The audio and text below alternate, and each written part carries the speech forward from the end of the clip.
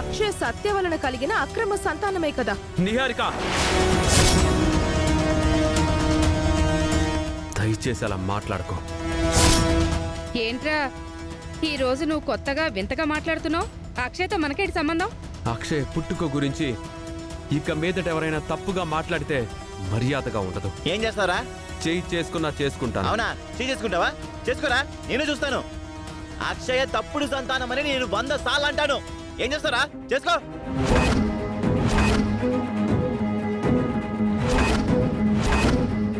అక్షయ అక్రమ సంతానమని 1000 సార్లు అంటాను. అక్షయ పుట్టుక ఓ తప్పుడు పుట్టుక అని 1,00,000 సార్లు అంటాను.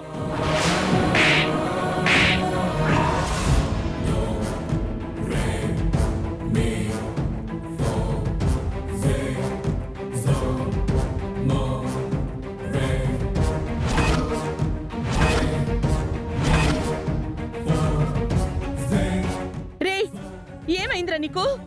ఎందుకలా అన్నయ్య మీద చేయి చేసుకున్నావు? నన్నే కొడతావా? అసలు నీకు ఇదేమవుతుందిరా? అక్షయ నా కూతురు.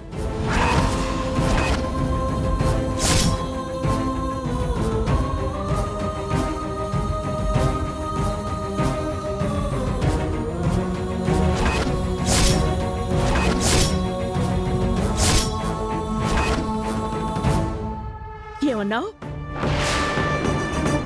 ఎస్, అక్షయ నా కూతురు.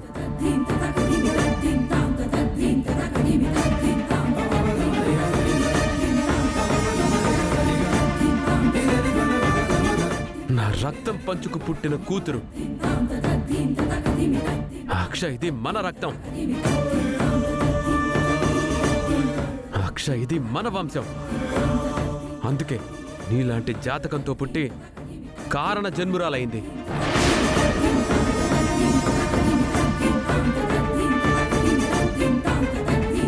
ఏరా, నీ బుర్ర ఏమైనా పాడైపోయిందా? దాన్ని కూతురని ఎలా అంగీకరిస్తున్నావురా? ఏ ఆధారం ఉందని బిడ్డగా స్వీకరిస్తున్నావు?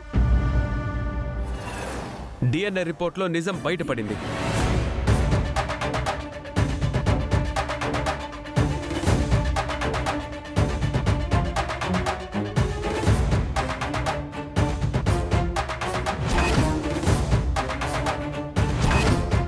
ఇటువంటి టెస్ట్లు మనం గతంలో కూడా చేయించాం.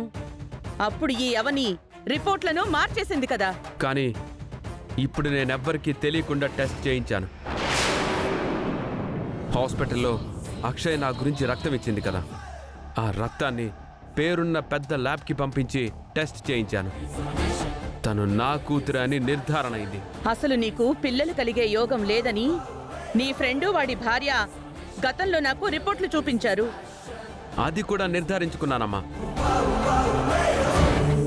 వాళ్ళు పొరపాటున వేరే వాళ్ళ రిపోర్ట్ని నా రిపోర్టుగా ప్రింట్ చేయడం వల్ల అలా అయింది.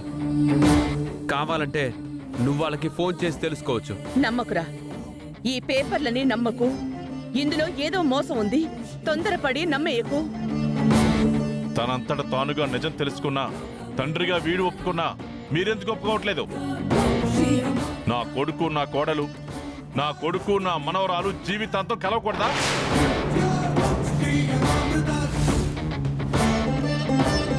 ఒక తండ్రిగా శ్రీకర్ నమ్మినప్పుడు లోకమంతా నమ్మకపోయినా పర్వాలేదు.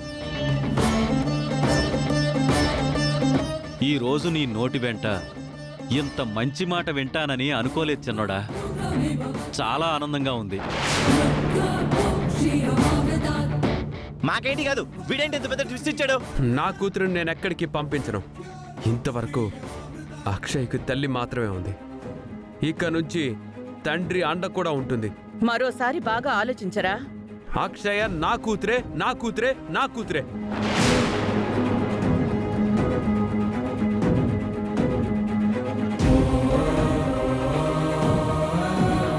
నువ్వు ఇంతలా నమ్మిన తర్వాత ఇంకా మేం చెప్పింది ఏం వింటావు? పల్లెటూళ్ళలో నా పరువు పోవాల్సిందే, నా గౌరవం గంగపాలు కావాల్సిందే. అమ్మా, అక్షయ్ నా బిడ్డను తెలుసుకోవడానికి నాకెన్ని రోజులు పట్టింది. తనతో ఎంతో ఆనందంగా గడపాల్సిన మధుర క్షణాలన్నిటికీ దూరం అయ్యాను. నీలాంటి జాతకంతో పుట్టిన నీ మనవరాల్ని నువ్వు దూరం చేసుకోవద్దమ్మా. దయచేసి ఈ నిజాన్ని నమ్ము.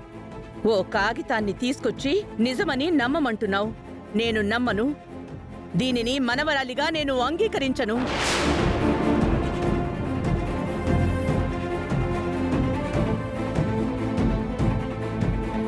నన్నే కొట్టావు కదా నువ్వు. నీ సంగతి తర్వాత చెప్తాను రా, తర్వాత చెప్తాను. మంగారాం అక్క పోదానండి.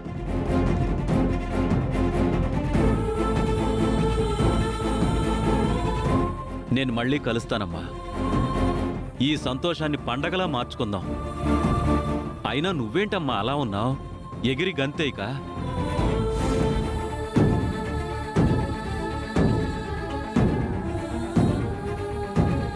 ఆనంద సంబరాలు చేసుకోవాల్సిన సమయంలో ఎందుకిలా ఉన్నావమ్మా?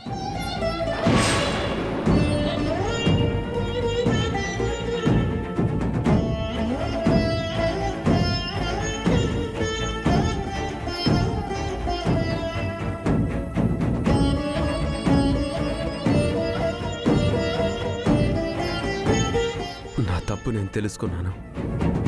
ఆనాడు అందరి ముందు నిందించాను. ఈనాడు అందరి ముందు ఒప్పుకున్నాను.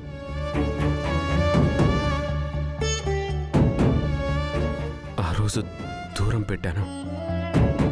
ఈరోజు దగ్గరికి తీసుకుందామని అనుకుంటున్నాను. ఇప్పుడు నేను చాలా సంతోషంగా ఉన్నాను. మరి నువ్వెందుకు సంతోషంగా లేవు? ఇంకేం చేయమంటావు నన్ను? అందరి ముందు చంపలేసుకోమంటావా? గుంజులు తీయమంటావా? లేదంటే తల్లి బిడ్డల కాళ్ళు పట్టుకోమంటావా? ఏం చేయమంటావో చెప్పు. నేను దేనికైనా సిద్ధంగా ఉన్నాను. అవని, నీ కోపం నన్ను దహించేస్తుంది. ఎందుకిలా ఉన్నావో కారణం చెప్పు. ఎందుకలా వచ్చేసావో నిజం చెప్పు. కోపంగా ఉండకుండా ఎగిరి గంతులేయమంటావా? నీ చంకనెక్కమంటావా? నీ తల మీద కూర్చోమంటావా? నేను మొదట్నుంచి నీ దగ్గర ఏడ్చిన ఏడుపేంటి? ఇటువంటి టెస్ట్ల ద్వారా కాకుండా నన్నుగా నమ్మి కదా మా దగ్గరికి నువ్వు రావాలి అని కోరుకున్నాను. ఇది లేకపోయుంటే జీవితాంతం మమ్మల్ని దగ్గరికి తీసుకునుండేవాడివి కాదన్నమాట. ఇప్పుడు నువ్వు చేసింది నాకు నచ్చలేదు. నా మనసుని మరింత ఇబ్బంది పెట్టినట్టు అయింది. ఇటువంటి పేపర్లా పవిత్రమైన భార్యాభర్తల బంధాన్ని నిర్ణయించేది? ఇటువంటి పేపర్లా పుట్టిన బిడ్డల యొక్క జీవితాలని నిర్ణయించేది? ఇటువంటి కాగితాలకున్న విలువ మనుషులకు, బంధాలకు, ప్రేమలకు లేకుండా పోతుంది. ఇటువంటి పేపర్ల మీద ఆధారపడే కుటుంబాలు చిన్న భిన్నమవుతున్నాయి. వ్యవస్థ అస్తవ్యస్తమవుతుంది. నీ బిడ్డ గురించి నువ్వందరి ముందు ఒప్పుకోవడానికి నీకు ఈ DNA టెస్ట్ కావాల్సి వచ్చింది. దీన్ని బట్టి చూస్తుంటే నువ్వింకా మారలేదు అని అనిపిస్తుంది. దయచేసి అలా అనకవని. నా కుటుంబం నమ్మడానికి ఓ ఆధారం కావాలి కాబట్టి దీన్ని సంపాదించాల్సి వచ్చింది.